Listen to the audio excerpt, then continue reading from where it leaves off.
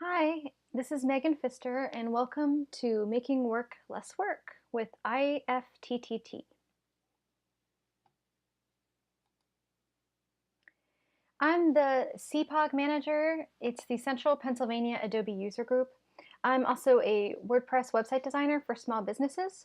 You can always hit me up on Twitter at Megan Pfister or at CPAUG, CPAUG. So IFTTT, or we're going to call it from now on, say like GIFT, IFT, is automation without knowing how to code. This came about mostly because I've been curious about it for a while. So it's been around for a few years, although their due section started less than a year ago. And we'll talk about that a little further. But it's something that I'd heard about before, had wanted to get a little more involved in, and figured now would be a good chance to do it. And hopefully I can bring you along with me and introduce you to something new as well. I had heard that IFT lets you make connections to applications without needing to program, and it does, but it's actually even more robust than I had realized because it also includes mobile apps, including if this then that or do. And again, we'll talk about this a little further. So I run my own business helping other small businesses with their websites, and I wanted to see how I could use it to either improve my own productivity or to help my clients out, or preferably both. I think there's a lot of potential with it to automate basic tasks that can just kind of suck up a lot of minutes here and there in your day, especially if you're a business owner.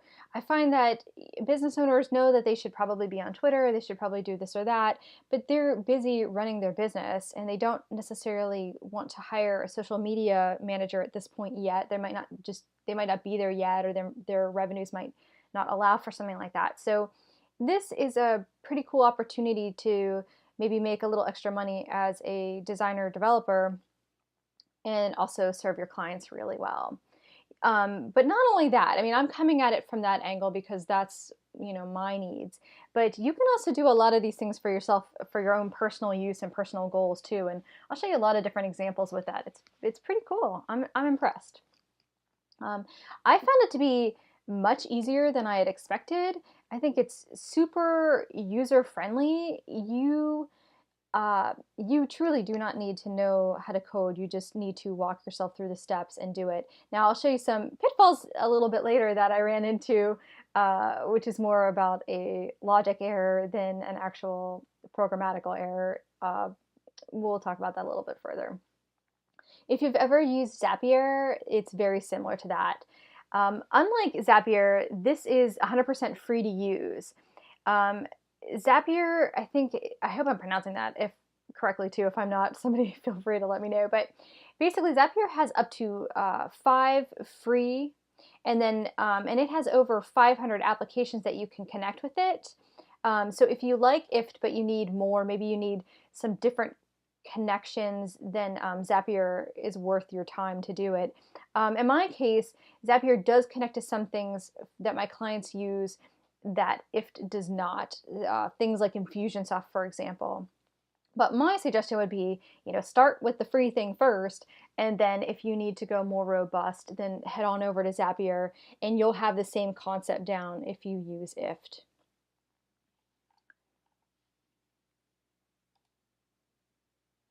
So what is IFT? It stands for if this, then that. If you've ever done any kind of programming, that should be second nature to you. And even if you haven't, you will learn it very quickly. And they truly walk you through it very, very easily. So if is your trigger. So if some condition is true, then you're going to do something, or then it's going to do something. You can use IFT either through the website or the mobile devices that you have, maybe Apple or Droid. They use the term recipes. These are the simple connections that you're going to make between products or applications.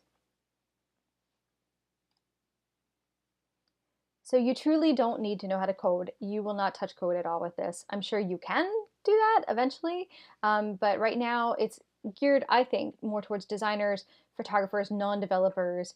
your normal person who is not looking to create a truly custom task. There's 226 channels. Those are the applications that you can connect to. Things like, let's say, Facebook or Twitter. And then there's also thousands of recipes. Those are recipes. These are the connections between the products and applications. Those thousands of pre-made ones are ones that other people have created and then published out to the public so that you can use them as well. But you can also create your own custom ones as well. And you can choose to publish them or not if you want. You don't need any code knowledge, and I mean that truly. You can create some really handy stuff, and there's some really silly stuff out there too. And as I mentioned before, you can make your own custom recipes, and I'll show you some of the ones that I've made as well. So there's two types of recipes. You've got do recipes and if recipes. Do recipes are about using your phone, for example, to deliberately accomplish a specific task. So you kick off the start. There's no like setting something, if a certain parameter is true, then do something else. It's me saying, okay, I want to send an email and I want to do a specific kind of email with a single click of a button. That is what you're doing. So I'm kicking off that start. It's not waiting for something to be true and then executing it. Do recipes run with a single tap on your device. There's several different applications for it, and they have it for both iOS and Android devices. Excuse me. These enable you to create your own personalized like buttons, cameras, and notepads, and you can look at that at your regular device store depending on which device you're using. So an example, you can keep track of where you were this week. So as you go through the week, you'd press the do button wherever you get to a new spot, and then at the end of the week, you'll have a recap of where you've been. And I'll click out to this here so you can see an example of what it looks like. So here's the recipe. And it says keep track of where you were, and you can add it to your list. That's really it. It's very, very simple. Now, if recipes are recipes that are run automatically in the background. They're waiting to be triggered by something that you set. So you can create a lot of really powerful connections with a simple statement, if this, then that. Some ways that I brainstormed that for me, let me back up. The if recipes are more what I'm looking for, again, for my clients. I want stuff that they don't have to trigger. I want it automated. I'm trying to take some of the time pressures off of them. Now, a lot of these things are little things. They're not necessarily huge time sucks, but it's more that you have to stop what you're doing in your business to go do something that is kind of maybe not all that important. It's important, but not as important as, say, like getting your billing done. So for me, some things that I was thinking might be kind of cool to use with this is, let me say, for example, businesses that are weather dependent. Okay, so let's say something like a restaurant or a ski resort or an outdoor shop. You would say, if the weather is a certain temperature, tweet something like, if the weather is 30 degrees, tweet, come on into our coffee shop to warm up with our peppermint hot chocolate. This is something that you could set up to automate for a bunch of different temperatures and a bunch of different products, and it would be really cool. It would be a great way to have a restaurant keep up with meaningful promotions, but without them having to actually pay attention to the weather and then tweet out whatever thing they're going to do. They set it up once and then they're done. So if it hits 80 degrees, let's say, they can tweet out like, you know, our lemonade is awesome, you should come in and check it out. Something else that I'd been thinking about, although it didn't work out quite as I'd planned, but you can search for something on Craigslist and then have it send you an email or a text. So let's say I'm looking for a posting for a graphic designer, I can have it send me an email. And you can do a daily digest too if you don't want to constantly be getting bombarded with emails from Craigslist. Now what I found was, I thought, hey, I'll do the term graphic designer for people seeking work for graphic designers, but what I ended up getting was mostly people self-promoting that they were a graphic designer. So your mileage may vary with that kind of an example. There's also options for stock traders. If you like to pay attention to stocks, you can have it send you the price at close for a specific stock that you're looking for. I set one up for Adobe to send me an email at the end of the day as to the stock ticker price. And let me see if I can show an example of that here. Oops, that's not going to help. Okay, so here's an example of what the email looks like that I get daily now that shows the Adobe price at close. So this was from January 25th, and here's the stock price that closed. And then on the inside, it just shows you like what other options you have, and then you can choose to turn off or edit the recipe if you're done with it. But pretty much it's just the subject line telling me the close, and that's it. That's all you really need, I guess. You can do things on a personal level, like you could get notified of your team's favorite final score, or if you're a salesperson, you could keep a call log, which was really nice. Like you can do it where you can keep a call log and then from your Droid have it go right into a Google Drive spreadsheet, so you'd have it ready to go. You could do something like tweet Happy New Year and set it up once in all your different accounts, and then at 12:01 or 12 o'clock it says Happy New Year, kicks it off, and does it every year, and you never have to like have your business tweet out Happy New Year. You can just kind of automate it. Works for a lot of different occasions too. Merry Christmas, or Happy Hanukkah, or whatever else it might be. You can also check a notification box if you'd like to know when your if runs. It will give you the option to like send you an email or a text if you want to do that. Let me go back here a little bit and show you some of this. For example, if you export from Adobe Lightroom to Dropbox, you can sync the folder and then queue a new photo post from Tumblr. So that's a more complicated example, but it's kind of nice because if you're going to naturally go from Lightroom to Dropbox anyway, you may as well queue up a new photo post on Tumblr anyway and save yourself a step. I'll walk you through in a minute here about how to create an account with IFT. It's very easy. It truly takes only about 5 seconds, and all you need is an email and a password. And they'll, of course, ask you to confirm your email address.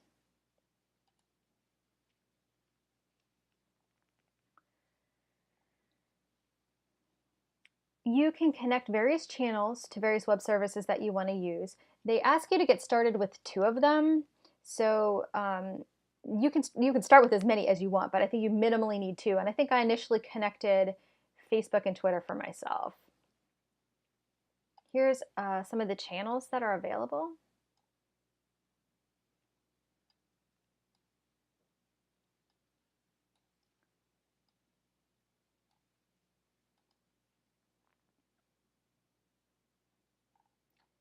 So it looks like they've actually even increased a few channels. There's 269 now. And these are just a list of all the different channels you can connect to. Some are going to be more helpful to you than others, I'm sure. Things like Evernote's available. I did notice that they have a lot of things for the Internet of Things, like Wemo coffee makers and humidifiers and slow cookers, so you could remotely trigger things like that. I don't have one of those, so I haven't tested that out. Just a note here about WordPress. It appears that it's only if you're doing the WordPress.com sites. You can't, as far as I can tell, you cannot connect to your self-hosted WordPress.org websites. So that's a limitation, but Slack, that's one that I found to be interesting for myself, posting different things to Slack. Etsy, eBay, Craigslist, Stripe. And you get the idea. If you want to look, you can look at it. It's if.com/channels.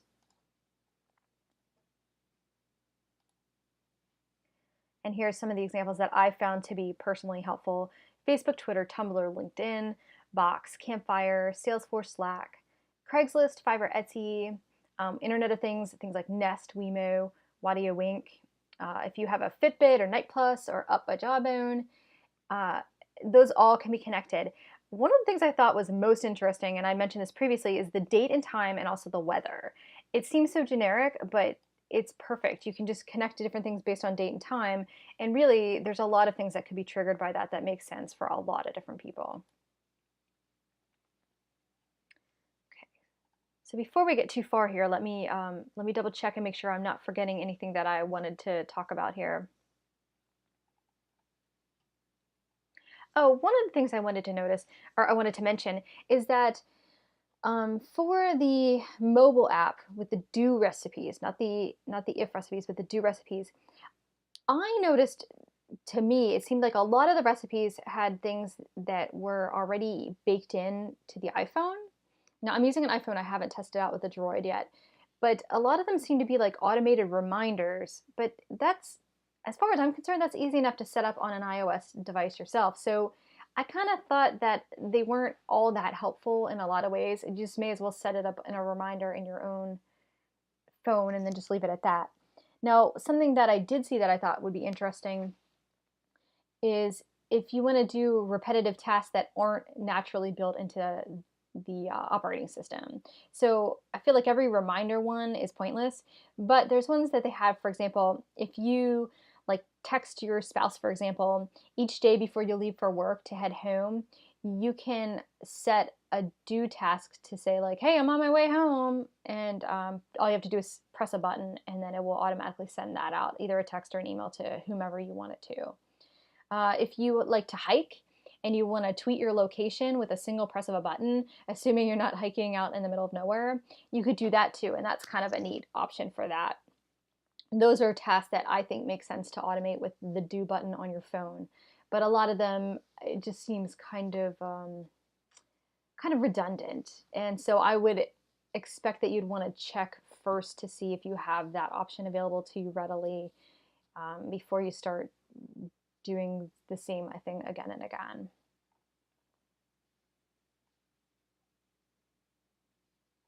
Okay, so let's take a live tour of what it looks like to register, and then we'll show you how to make some different recipes and see what other people have made.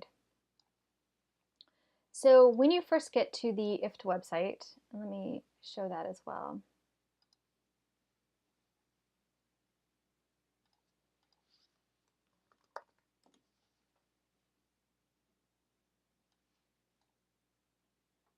This is what the website looks like. And again, you can sign up on your phone if you want, but I prefer the website. I think it seemed more intuitive to me this way.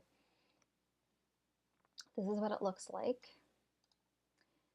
And when you get there initially, before you've signed up, this is what you'll see. And it shows you like a couple of different examples: connect with your home, keep in touch, be more productive. You know, think creatively about some of these things. I think you can find quite a bit of cool automation that just kind of saves you a few moments here and there. Try to think about some of the tasks that you do repetitively and then offload it to IFT. To create your account, and again, it's completely free, all you need is your email and a password. And then once you do that and you've confirmed your email address, it shows you, walks you through how it actually works, which is like, whoops, pardon me. So if this, and you can click on the word this, and it will show you which channel to go to. For example, if tomorrow's forecast calls for rain, then what? Then send me an email. So that's a really practical advice. If you like to run, then you know, you want to know what you need to wear, you know, you need to bring a rain jacket or whatever, then okay, if tomorrow calls for rain, then send me an email. And then you click continue. And this explains the different triggers. So you've got your trigger, this is the whole entire thing's called your recipe, and then you've got your action. So if this trigger is met, then do whatever this action is. And the whole thing is wrapped up called a recipe. Now, when you first sign on, like I mentioned, you'll need to show a couple different channels that you want to connect to and show some interest in certain ones. These are some of the most popular ones. I really think that the ESPN one could go far too. If you're a kind of person that really likes to keep up on certain scores, rather than checking them a bunch of times, you could just have it text you like what the current score is, which I thought was pretty cool. And then here's your list of a whole bunch of different recipes for the home. So I'm already logged in here, and I'll show you some of my recipes. And then we'll talk about some pitfalls with my recipes. I'm trying to think, do I have any do ones here? Yes, okay. So this one's my test one, which was email yourself an amazing GIF right now. So on my phone, I had it set up and I pushed the button and it would email me a random GIF. Kind of pointless, but fun. What the heck, why not? It was just a way to test it. Again, some of these are just test stuff. So here I have, like, if the current temperature drops below minus 30 degrees, I really hope that never happens, but I purposely set it up so that I wouldn't trigger this. Then I can post a tweet with an image to CPAUG. So let's see if I can show you here.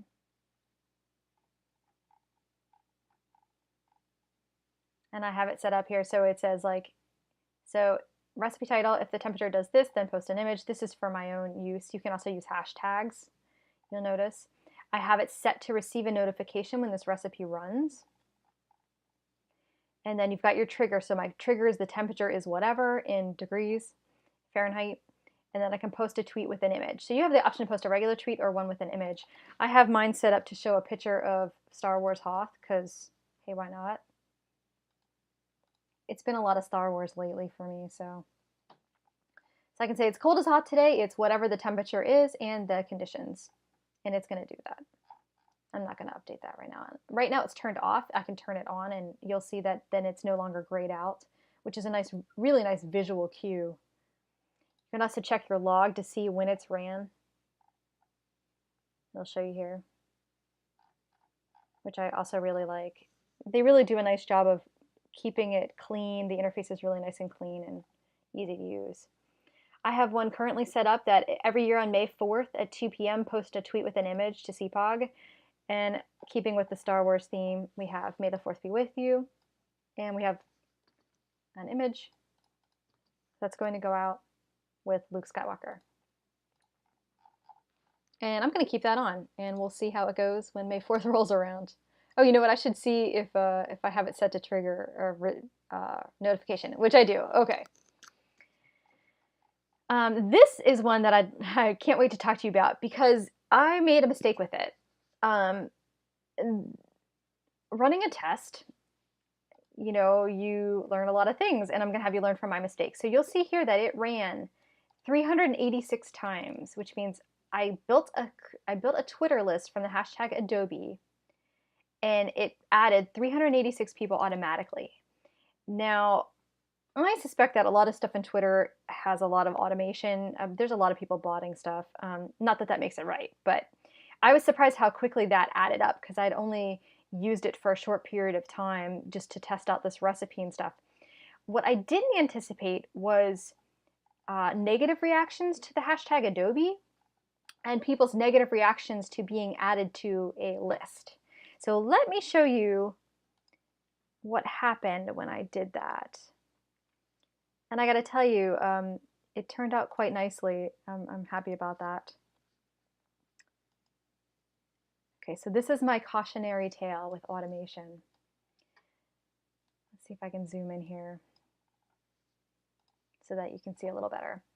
So this person, Philip Barnhart, who was kind enough to let me use this interaction that we had together for this presentation. And so thank you, Philip, I appreciate it. You have a good sense of humor and handled it really well. But he made a really valid point about this mistake.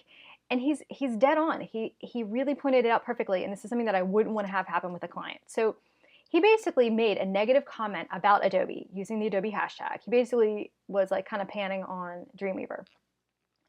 And he said, okay, so I made this tweet about Adobe and now I'm automatically added to CPAUG's list and I'm not Essential PA, hashtag facepalm. He's right. I did not take into account negative tweets, people not just being like, hey, Adobe's great, but like, I hate Adobe, die Adobe, and regional. So we're a regional group, but I'm pulling in hashtags from all over, or I'm not hashtags, I'm pulling in people, anybody, anywhere who's hashtagging Adobe. So this guy's gonna get added to my list, he's annoyed by it already, and it doesn't even make sense for him anyway. So that was clearly a problem. And so I, of course, quickly apologized and said, hey, I'm testing out some stuff for recipe. Thank you. And he came back to me with, so did I make it into one of your slides? And he did. He made it into my presentation. I asked him if I may use it because I thought like it was a really good way to show, you know, automation is great, but you really need to think it the whole way through. And I obviously didn't. So test, test, test, and then apologize whenever you screw up like I did. So thank you again, Philip, for your good sense of humor and absolutely legitimate criticism of that. So I have not yet had a chance to go in and search to see if there's a better way for me to build this list. Not that I really want to build a Twitter list anyway, but it was just something that I thought, okay, Twitter's connected and I can do it. And so I immediately turned it off and deleted the list and apologized, but learned from my mistakes.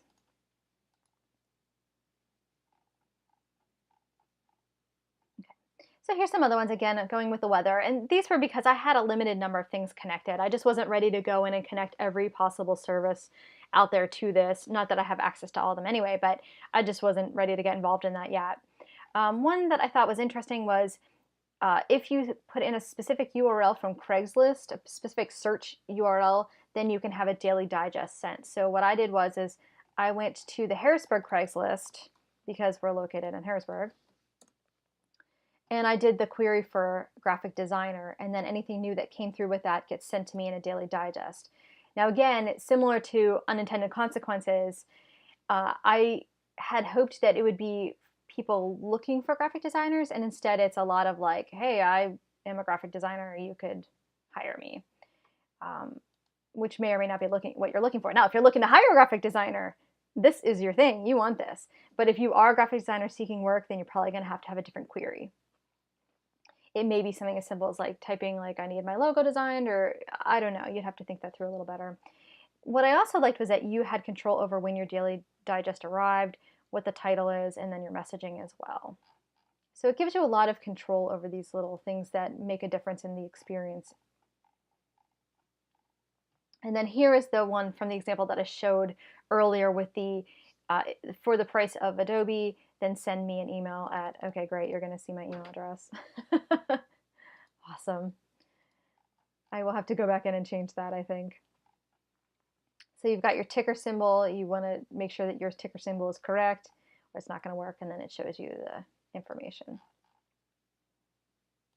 Okay, so let's create a new recipe, and we'll show you how that's done. And again, it's so easy. I just love this. This is literally what you see. So if, what do we want to have it do? I'm trying to think what I have connected here.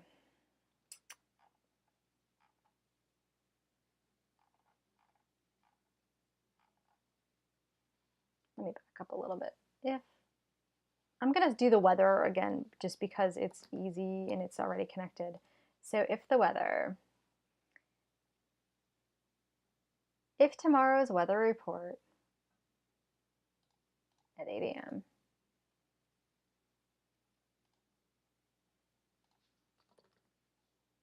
then send me an email. So it's going to just send me tomorrow's forecast, and I'll get an email in the inbox right away.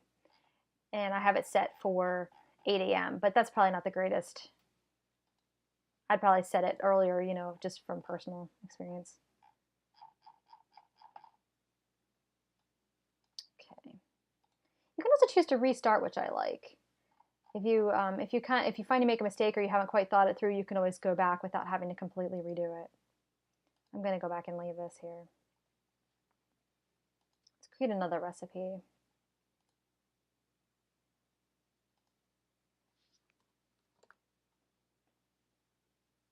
And here's some ones you'll see, like the US Independence Day. So let's see what happens here. Oh, I have to go back and connect it. All right, let's back up here. All right, let's go back up here. So if the date and time, every year, because I don't want to do something every single day. So if it is October 31st at 5 p.m., sure, why not? So every year on October 31st, I'm going to say, I'm going to tweet. I want to post a tweet. Now, I tend to like to add messages or images to it, but post a tweet. And you'll see some of the other options that were there were like update your bio, update your profile pic, which is pretty cool. I can see that really like coming in handy for like a client. So we can just be like, hey, happy Halloween. You don't even need to include check time, but let's just do happy Halloween. Enjoy your candy. So every year at 5 p.m. I'm going to post, and then I'm going to, here's your option here to receive your notification or not. Create the recipe. Right. And I'm going to turn it off because I don't really need to tweet. Enjoy your candy.